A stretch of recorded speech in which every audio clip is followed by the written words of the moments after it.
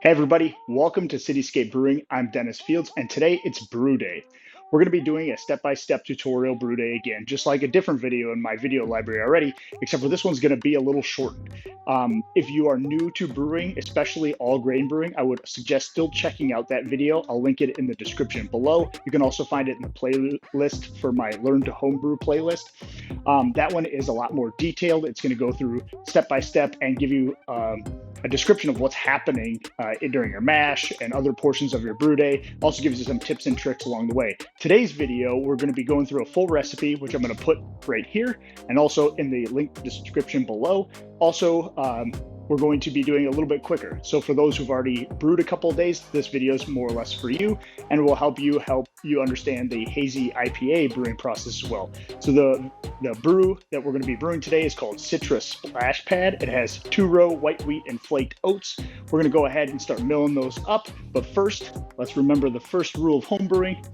Always enjoy a home brew. And with that, let's get after it.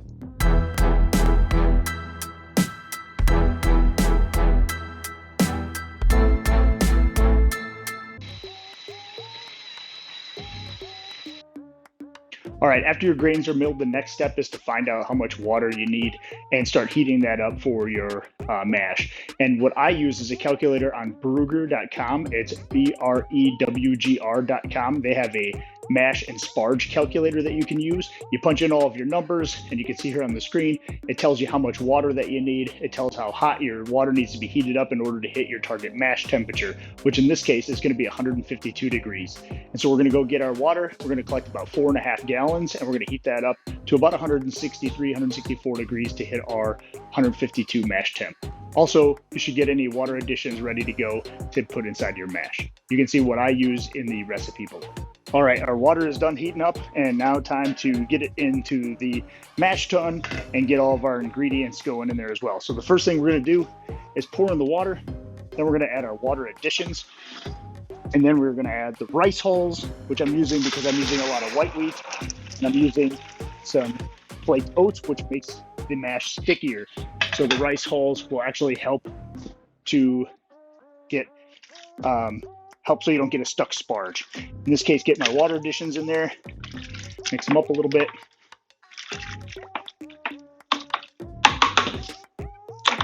And I got my rice hulls, which I didn't have a bag, so I just put them in tin foil, but it still works.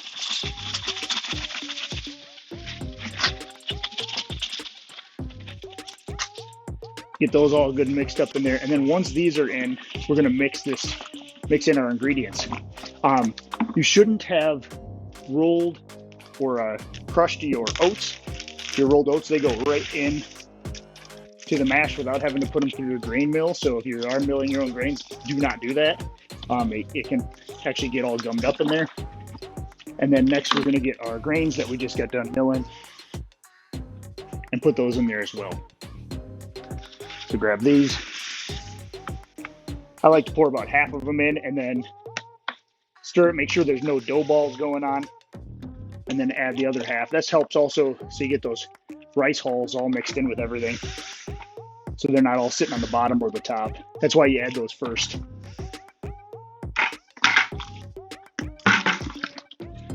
All right, after you get those all mixed up, make sure that you take a temperature reading, see where you're at, make sure you're hitting your mash temperature.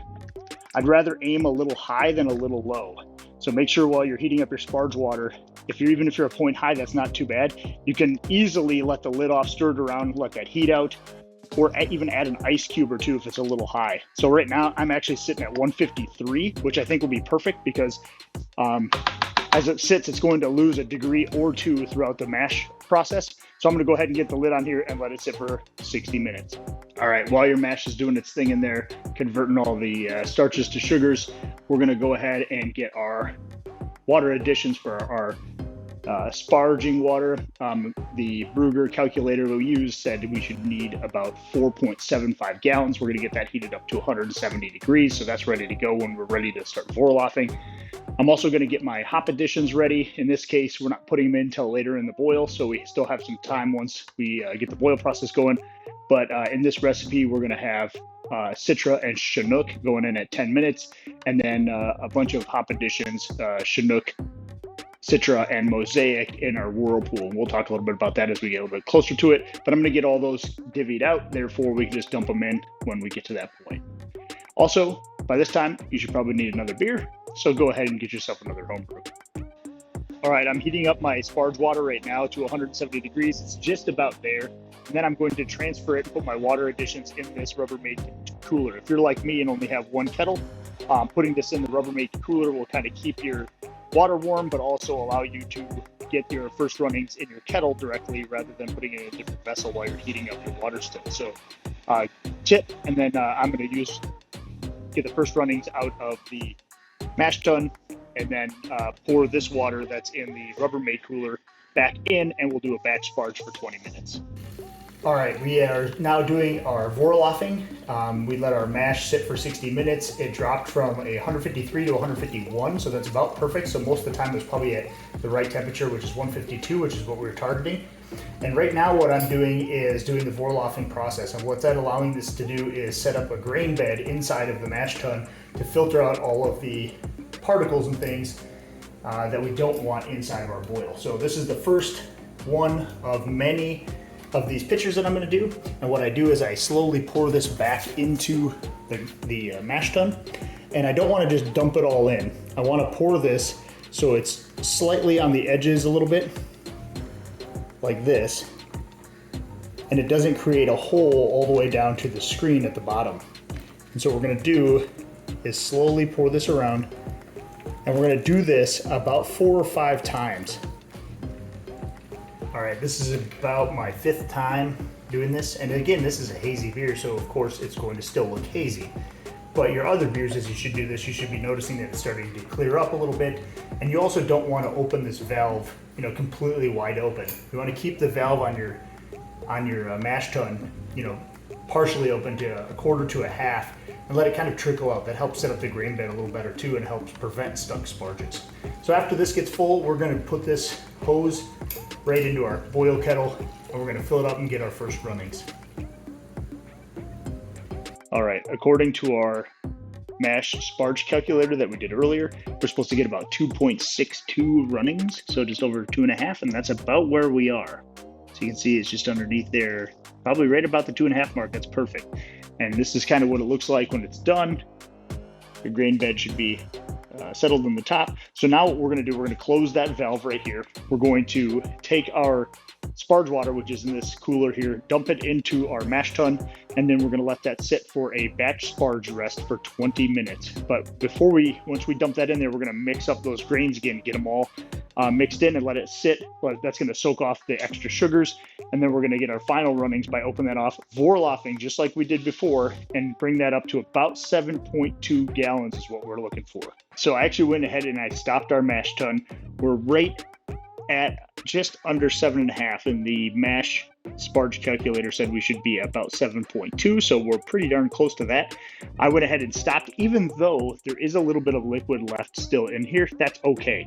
What I'm going to do next is I'm going to take a little reading for our refractometer, which means I'm going to stir this up, make sure that all the liquid in here is really good and stirred and mixed around. And then I'm going to take one of these medicine droplets, or medicine syringes, and I'm going to take a little reading here. I'm going to let that cool down because the heat will affect the refractometer. We're going to see where we're at. But we're going to start this boiling now. So we're going to get that on our burner, and we're going to start our boil process. All right, so we're heating this thing up to a boil, and just before it starts boiling, I'm going to go ahead and add some firm cap. You can't read the label on here, but firm cap helps reduce the chances of boil over. So you squeeze about a teaspoon or so in there, and then you mix it up. And essentially, it makes the bubbles that form on the top, both when you are getting close to a boil and when you add hops later on, it will help them break up a little bit faster and prevent boil overs. Also, I'm taking a refractometer measurement. You take a couple of those droplets and you add it on top of your refractometer here. You can also do a hydrometer reading if you let that cool down. I went ahead and did this, and so we're going to check out what that is. Looking toward the light here, get that in here and see where we're at. We're supposed to be at 1048, and would you look at that, we are about spot on 1048, 1049-ish. So we are right on the money. We're going to boil that down. Our expected final gravity or original gravity after our boil is supposed to be at 1061. All right, our pot is up to a boil, a pretty rapid boil, and that's when you want to start your 60-minute timer. In this case, we're not going to be adding any hops until about 10 minutes, but in many cases for brew days, you'll add hops right away at the 60-minute mark, which is your bittering hops. And so if you have that during your process, go ahead and add those now.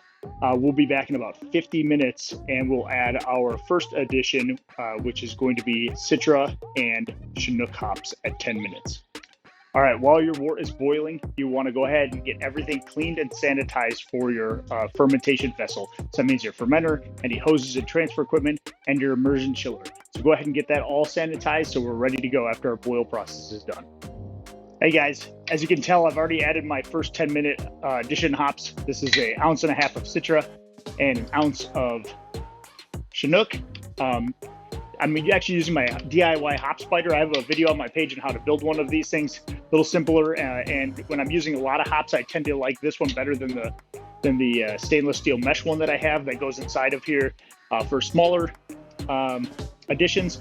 But in this case, I like to use this one when I kind of lift it up and let it drain out every once in a while, or use my spatula like this to kind of let it go through the mesh. But it catches all the larger particles and stuff and keeps it out so I don't have any clogs and things while I'm getting it. It keeps it out of my fermenter. All right, guys, so we just finished our boil process. I just shut off the kettle. We're gonna go ahead and cool this thing down to about 170 degrees for our Whirlpool. In this case, since we don't have a recirculation with a pump or anything like that, like a brewery would have, or others that might have a pump already, we're gonna actually go ahead and just put this thing on the ground. We're gonna get it cooled down to about 180, maybe 175 degrees, and we're gonna let it sit for 15 minutes, kind of stirring it every once in a while with the lid on and holding that temperature as close to or about 170 as possible. All right, guys, we got our immersion chiller in here. We're gonna go ahead and I take my immersion chiller and just kind of rock it back and forth gently. As you can tell, my hop spider's still in here. I want this thing in here still. I want the hops oil still be getting in there. And then we're also gonna be adding more once we get it down to that 175 degree mark. So I'm gonna kind of rock it back and forth. We're gonna take a look at our temperature gauge on the front. If you don't have one on your kettle, put yours inside. It's at about 195 already right now. I'm gonna go ahead and keep rocking that back and forth. Once it gets to that 180 mark, I'm gonna go ahead and drop in the hops because that will actually lower the temperature a little bit. All right, I went ahead and I pitched our Whirlpool Additions. I like to lift this up a couple of times, let it drain in and out, make sure all those hop oils are getting into the thing, and then I like to cover this with my lid. And I'm gonna let that sit for 15 minutes. I did put it back on my burner only because if I need to, I can kind of kick it back on and heat it up for a few minutes if it drops well below 170. And then I'm going to continue cooling it down like I normally would with my immersion chiller all the way down to pitching temp. And in this case, since we're using our Kveik yeast, is actually going to be right around 85 to 80 degrees. And I'm actually going to ferment this at about 77, 78 degrees. And if it gets into the 80s, I'm okay with that. It's Kveik yeast love heat. I have another video on my page talking about Kveik yeast. Go ahead and watch that if you're interested in using it. All right, we're back to chilling down our beer. I'm gonna go ahead and keep continuously rocking this thing back and forth. Helps cool the beer a lot faster. Once we get this down to pitching temp, we're also gonna take a hydrometer reading after this. All right, we're at the last step here. It's cooled down to about a little under 90 degrees, which I think will be fine because the fermenter and going through the hose will cool it down some as well before we have to pitch. My hop spider's kind of wrapped up and just dripping in there to help drain that out. I'm gonna go ahead and hook up my hose to the kettle in the sanitized bucket here. And then I actually use this screen. This does two things. It helps aerate the beer at the same time catching any hot particles that either might have gotten out of that bag or that I missed getting in the hop spider or any other particulate matter that might be a little larger. Helps get that out. But the main purpose of this, because we use the hop spider, is really just aeration of the beer. All right, I have my beer sitting in the fermentation chamber. Fermentation temperature is super important, even if you're doing Kvike yeast, which is less important because it can brew at higher temperatures. But my garage gets cooler at night because it's wintertime, and it would be actually cooler than the Kvike yeast likes. So I have this lizard lamp in here. I have a whole video on fermentation temperature and why that's important. I'll link that in the video description also below for you to watch. I'm going to go ahead and pitch this yeast. I'm going to go ahead and give it a last swirl, get it mixed up off the bottom. I have my tilt hydrometer in here. I'm going to go ahead and pitch that. I'm going to close this thing up. I'm going to put an airlock on the top, and then I'm going to give it a good little shake around just to make sure that everything's moved around in there and that the yeast is all suspended, and then we'll let her sit. Kvike yeast doesn't take too long to start fermenting, so I'm expecting in a couple of hours we're already going to see some fermentation action. All right, we got our airlock on there and things are ready to go. Last thing we need to do is take our hydrometer reading. Go ahead and get this thing on here. We take a little sample again like we did before, and we're supposed to be at 1061. Looks like we're actually a little high at about 1064, 1065. We call it 1064 once it cools down. All right, checking in on fermentation after about 8 or 10 hours. It's going like crazy right now. According to the tilt hydrometer that's in there, it went from 1064 to about 1049. We're going to keep an eye on it because the Kvike yeast will go pretty fast, and we want to pitch our hops in there at probably about 1020, somewhere between 1025 and 1030, given how fast this yeast goes, to give those oils enough time to get out. I would normally do it a little bit later than that, probably closer to 1020, but in this case we'll want to throw them in a little bit early. All right guys, it's been about 30 hours since I first pitched the yeast, and it is already down to 1025. So I'm going to go ahead and add my dry hop additions. This is going to be Citra, Mosic, Sabro, and an ounce of Chinook, so an ounce a piece. We got them all in this hop sack here. We're going to be dunking those right inside and letting those float down and do their thing. Hopefully the fermentation will be probably pretty close to finished by tomorrow, but I'm going to leave this in here probably for about 7 days anyway, just to make sure that it always drops a couple of points lower than that anyway after the Kvike yeast gets done, even though it's quick, and it gives those hop oils some time to do their thing in there even after the fermentation is complete. All right, guys, that's going to wrap up our brew day. I hope you like this video. As always, I have that longer version of the full brew day with a lot more details and tips and tricks especially for new brewers, in the link in the video description below. I also have videos on how to cold crash, especially for a hazy, do a closed transfer to a keg for a hazy, and other things that will follow up from this video. If you have questions, please leave them in the comments in the video description below. As always, please like, subscribe, and share. It helps me get more videos out to you guys, and also helps notify when I do post new videos on the page. So with that, cheers and happy brewing.